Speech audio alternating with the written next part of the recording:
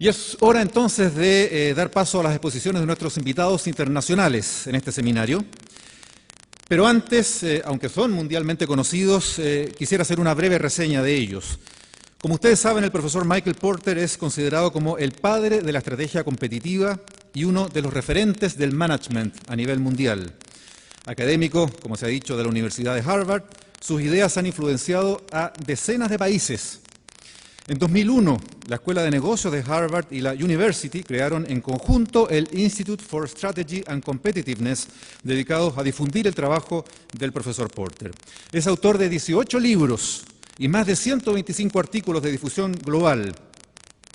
Ha recibido una enorme lista de reconocimientos por su destacada carrera académica y ha sido además consultor de las más importantes compañías como Caterpillar, DuPont, Procter & Gamble, Royal Dutch Shell, entre muchas otras.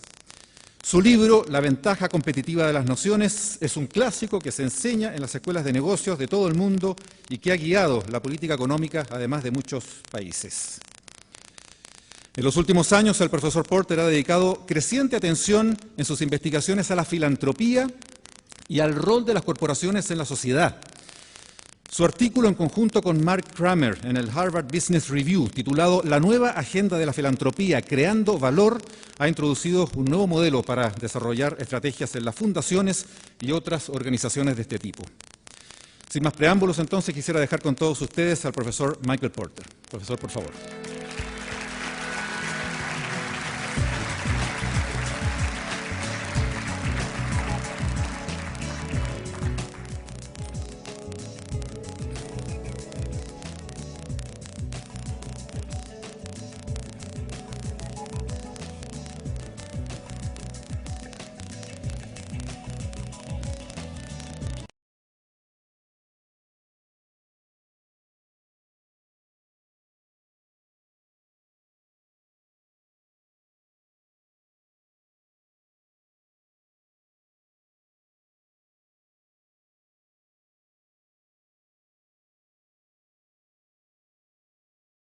And what I'd like to do this morning is really do two things. First of all, I'd like to talk about competitiveness, because I think that despite the progress that Chile has made as a country, competitiveness remains really the central fundamental challenge. And although the country's made progress, there's a long way to go. The country is far from an advanced economy at this stage. There's far too much inequality. Incomes are still medium.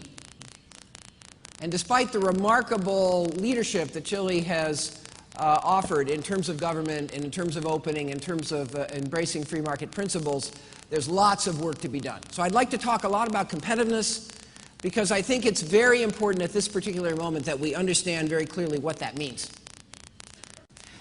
So I'd like to talk about competitiveness, and I'd like to share with you some of our latest learning on this subject from working around the world. And then I'd like to do something I probably shouldn't do. And that is, I'd like to try to give you a bit of a scorecard of how Chile's doing right now. And I shouldn't do this because no good will come of it. I'll just get a lot of criticism. It always happens. But I think it's important for you to know what an outsider sees when he looks at this country and where you are in your economic trajectory. And then I'd like to conclude by saying that I think the missing link right now in Chile is a strategy. I don't think Chile has a strategy. I think the country has some goals. You want to be a developed country. Great. You want to eliminate poverty. Great. You have some very ambitious goals. There's a lot of policies being improved right now. The minister and his team that we just heard from are marvelous. And they're doing great work. And they're working on all kinds of specific policies. And every time I talk to another member of the government, there's more policies that they're working on. Dozens and dozens and dozens of policies. But we have a gap between the goals and all these little policies. And that gap is a strategy. What's the strategic position of Chile going to be? What is the competitive advantage of Chile? What shape could its economy take over the next 5 or 10 or 20 years? We can't just be debating these little issues politically and having little fights about this policy and this policy. This country needs a strategy. And that whole notion of strategy is a little uncomfortable in Chile, because in Chile you have embraced free market principles. That's great. But sometimes free market principles get misinterpreted as meaning you just stand back and laissez-faire. Let the market work. But that's not the way countries get great. They get great by having a coherent, concerted vision where business and government and labor and other aspects of society have an understanding of where the country has to go, what problems have to be addressed. And I think Chile at this moment, in a way, lacks a strategy. I'm not trying to be critical. I think the country has an excellent government. I think a lot of progress is being made. I think a lot of the right steps are being taken. But I'd like to suggest at the end that we step back and think a little bit more broadly and strategically about the country. And then we can look at individual policy improvements in a bigger context. And then we won't have little debates anymore. We'll have big debates and discussions about the direction. And I believe that if we can kind of elevate this discussion to a higher level in Chile, you'll make a lot more progress. Right now, in a way, the Chilean economy is stuck. You've done about as much as you can do with the current model. And now, as we've heard already this morning, we have to jump to a new model. We know that innovation is going to be part of that model. We know that more skill is going to be part of that model. But the question is kind of what's that path, given where we're starting today? Given that, thankfully, growth has resumed. Given that, thankfully, the country is creating jobs again, now what's the path we need to be on? So let's begin and talk about competitiveness, and I'm not quite sure, there we go, I think we'll start there. I could go on all day on this topic, and unfortunately I don't have all day, and we need to really hear from Jim anyway. So let me start in really the middle of my presentation and just sort of summarize the way I see the economic situation facing this country roughly today.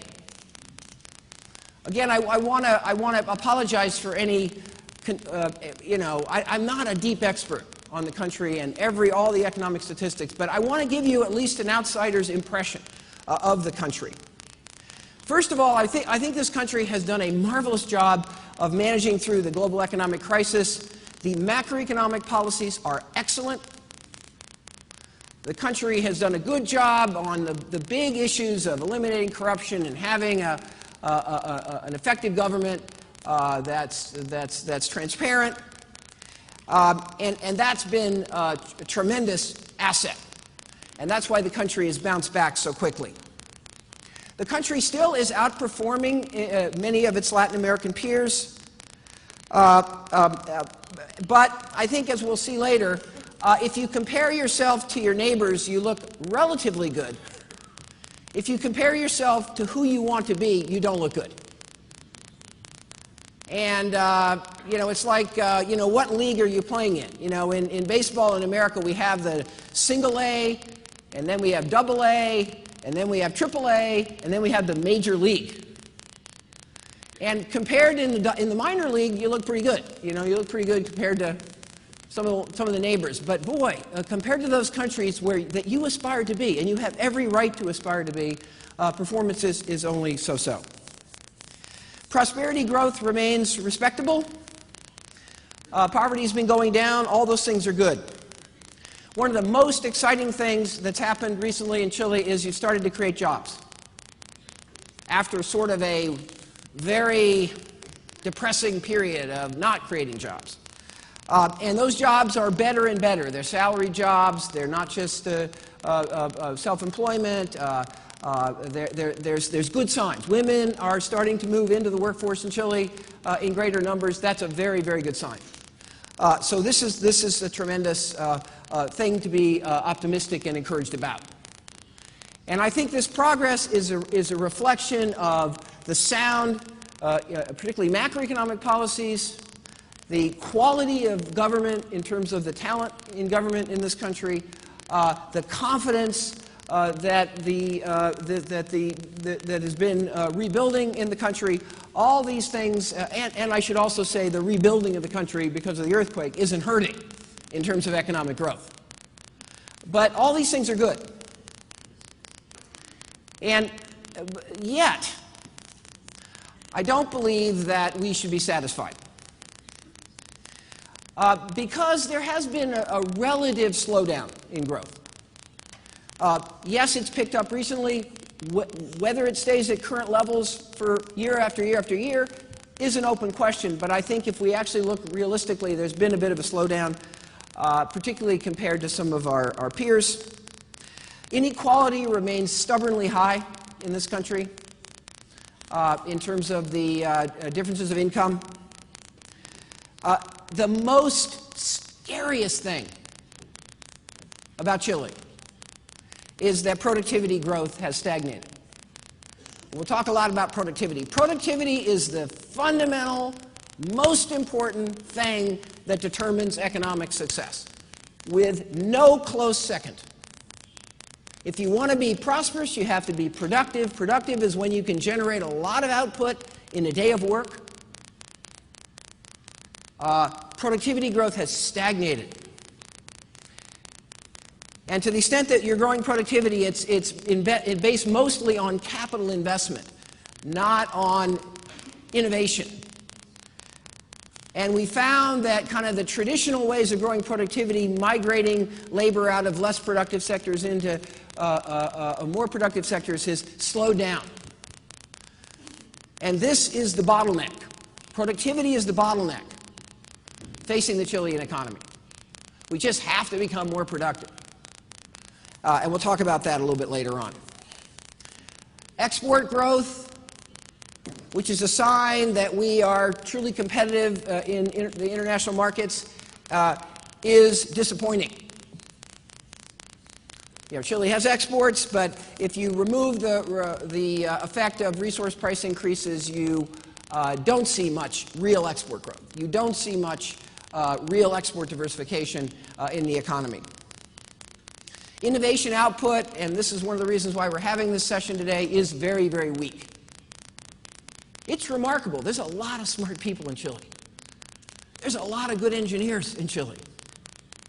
There's a lot of people that have first-class training and expertise. There's a lot of Chileans that are very tuned in to the global economy, the knowledge economy, very international, very cosmopolitan. Why isn't there more innovation here? What's wrong? Because we know that that is the key to moving up the ladder in terms of prosperity and economic growth. And I think what's happened in Chile is kind of the traditional strengths in macroeconomic policy and openness have been great. They've given us a great run here, combined with the natural resource endowments of the country. But this kind of model is sort of playing itself out. And now the question is where do we go from here? And this is an uncomfortable moment for people in the Chilean government, at least from my perspective, because there's a very strong view in Chile that really that government's role is to stay out of the economy. And government's role is perhaps to provide some incentives. But otherwise, you know, government shouldn't be too involved. But yet we have some fundamental things that have to get done in Chile in terms of building technological resources, training the people, and others that are almost inherently heavily based on effective government, playing a more positive role, not just getting out, but playing a more positive role. And in some ways, I think the Chilean government is struggling with this new role. Very good at the traditional roles. We need to preserve those, but struggling with this new role. In a way, I think we're trapped a little bit in the concept of laissez-faire.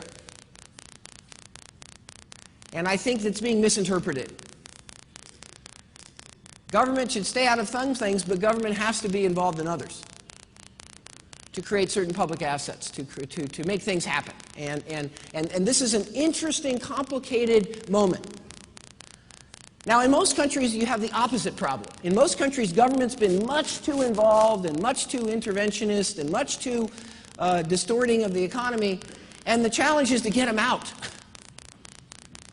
In Chile, the ideology has been, no, government needs to, stay away. We have raging debates. I have raging debates with people in government in Chile about clusters. We'll talk about clusters later on. What the role of government in clusters is. We'll talk about that. So I'm just trying to give you a sort of this gestalt of, I think, where the philosophy, the thinking is right now, and how we need to kind of forge a new kind of understanding of what a free market economy looks like. And it doesn't mean that government doesn't do anything. It just stands back. It doesn't mean that. But we have to figure out what it does mean, and that's a challenge.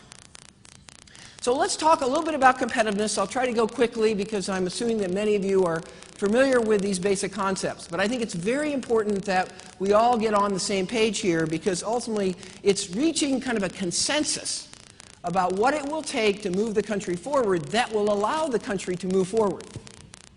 If we don't have a consensus, if we're all fighting about what we need to do, then we're going to fight on every single policy step. And it's going to be ugly. And we've got a government here that's not the President's party does not control the legislature. So we're going to have a dialogue about everything. So the question is, how can we have a dialogue that moves us forward more quickly? So competitiveness, as I said a minute ago, is defined as productivity. That's the only sensible way to think about competitiveness. Competitiveness is the productivity with which a nation utilizes its resources, its labor, its capital, and its natural endowments. If you're productive, that means you can generate a lot of value for the resource. The worker can produce a lot in a day, a lot of value in a day, because they're skilled, because they're using good technology, because they're efficient. Productivity determines prosperity. If you're productive, you can earn a high wage. If you're not productive, you must live on a low wage. Productivity is the central driving source of prosperity. Everything you do must be tested against productivity. Is this policy productive? Is this practice productive? Does it encourage productivity? That's the question we always have to ask in everything we do, in any country. And there's no doubt about this. The data about what's associated with prosperity growth is very, very clear. We know this. Now, productivity, we find, does not depend on what you do. Productivity depends on how you do it. To be highly productive, you can be highly productive in agriculture. You can be highly productive in making shoes. You can be highly productive in making airplanes. You can be productive doing almost anything if you have the level of skill, if you have the level of technology, if you have the level of efficiency. And what we find is that there's not good or bad industries in the economy. That's not the right way to think about productivity growth. The right way to think about it is we need to make whatever we do more productive. And then what we find is that new industries emerge out of traditional industries. Things don't just pop up out of nothing. Countries evolve and improve their productivity by migrating expertise and skill from one field to a related field to a related field. I'll show you some charts about that later on. And we can't get hung up on thinking that we need to become Silicon Valley. It'd be great if we could be Silicon Valley in Chile. But we're not going to get to Silicon Valley anytime soon, in my opinion. Because we have to build assets first, and those assets are going to take a long time to build. We're not going to innovate probably in IT in Chile, unless I'm misunderstanding, because we don't have enough of the assets to move in that area. So what we're going to need to do is start our innovation and our productivity growth process from where we are and really build on that strength. We can be productive, much more productive in all the fields in which Chile today competes. And that process of becoming more productive in what we do today is going to allow us to get into new things and new things and new things and new things. That's how economies grow. That's how economies innovate. You know, let's take Japan. You know, Japan is now a world power in many kinds of consumer electronics and robotics and things like that. Well, they didn't start there. They started with black and white television sets 40 years ago. And then they moved to color television sets, and then they moved to VCRs, and then they moved to this, to this, to this, to this. And economic development is a process of building strengths, building capabilities, building expertise, building skills, building a critical mass of companies in a given field. We've got to think about the process of economic development that way. It's not about being in biotech. It doesn't matter if you're in biotech. That's not going to determine your success, whether you're in biotech or not. What's going to determine your success is whether you can be relentlessly driving productivity, getting more innovative and high-skilled at whatever and anything you can do. That's the challenge of competitiveness. And that, in the modern global economy, is going to require a blending of foreign firms and Chilean firms.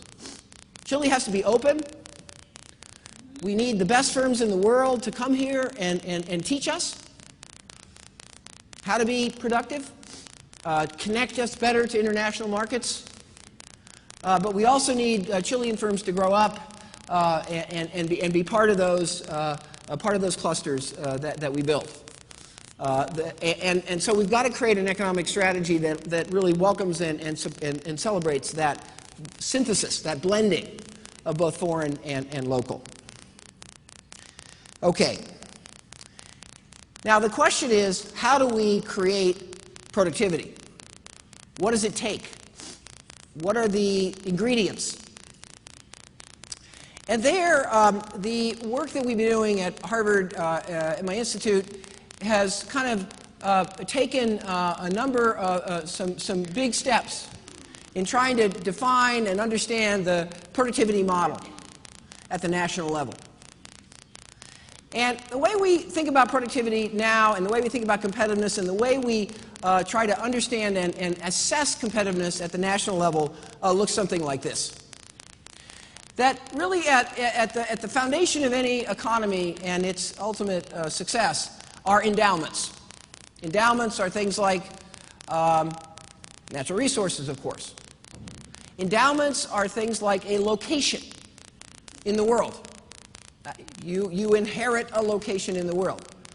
And location includes not only how far are you from markets, and the answer for Chile is pretty far, but endowment also includes, location includes such things like, are you located efficiently like on the ocean? Because that makes logistics easier for you than a country that would be, for example, landlocked. So location is an endowment. Just the sheer number of citizens, the people, the population is an endowment. Every country has an endowment. And some of those endowments translate directly into prosperity. If you have copper and you can mine it, you can sell it. And that creates a certain amount of prosperity. And so endowments affect prosperity. But what we found over and over again is the endowment itself is not what makes you prosperous. It's how you use the endowment. It's how you deploy the endowment. It's how effectively and efficiently and productive the labor you have is. It's not the location itself. It's whether you can capitalize on the location to make you competitive in terms of particular fields. It's not the natural resources, but it's the efficiency, effectiveness with which you can deploy those resources, utilize those resources, and in some cases, add value to those resources that determines your ultimate prosperity. So that means that we need these two additional levels. We have sort of the endowment level, but then the next level is what we like to call macroeconomic competitiveness. And that has to do